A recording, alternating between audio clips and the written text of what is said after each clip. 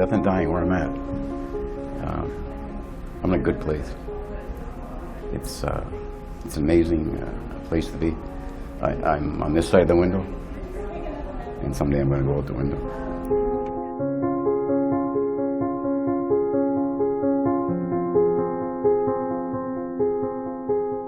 Death is really a social experience that happens in the family and community. It's a universal life transition. Birth is one part of it, but death is also one part of it.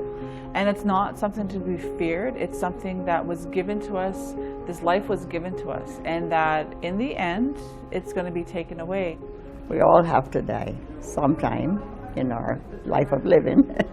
So I think, and I find in North America, it's not such an easy topic to talk about. Death is not something that we talk about. It's not something that typically is talked about around the kitchen tables in our homes. This is at least beginning some discussions around what death is and what it means and how it impacts individuals.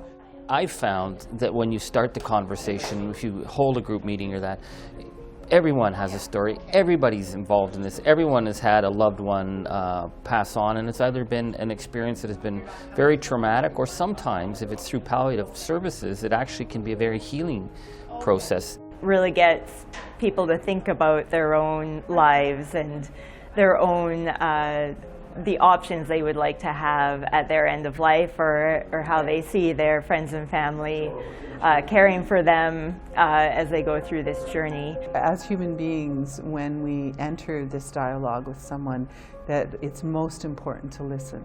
And it's most important to listen with our heart as well as both ears, and with our full presence and an openness to what the person has to share. I'm sitting at the dinner table with my sons, and I'm talking about death, and I'm asking them, you know, like, we know that we're born and we know that we die. What does that mean? Like, when you think about that, what does that mean to you? Cultures and communities have always had social rituals to help people end their days, to help families cope with their grief and loss.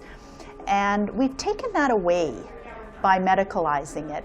And do I think the healthcare system has something to contribute? Absolutely, yes. When we talk to our patients, or even as people, then we take away that they're just an illness that we have to solve. We look at them as people who need support, and in multiple different ways, and many of those things are not medical things at all. We sort of just need to blend the westernized medication and doctors with the more traditional. The hospitals and long-term care homes could maybe have more education and training on traditional and cultural practices. And so I think we have to talk about it and normalize it all over again. We have to make it a part of our everyday living and get comfortable with it. It seems to be something no one talks about out in the open. It's kind of closed conversations behind closed doors. I mean, it's probably a cliche, but it's like taking it out of the closet and putting it in the open and actually saying, this is something that we can talk about, and this is how we can support you by talking about it. I'm open to discuss this anytime, to anyone. And I do it a lot by emails, just social interaction with people in the community.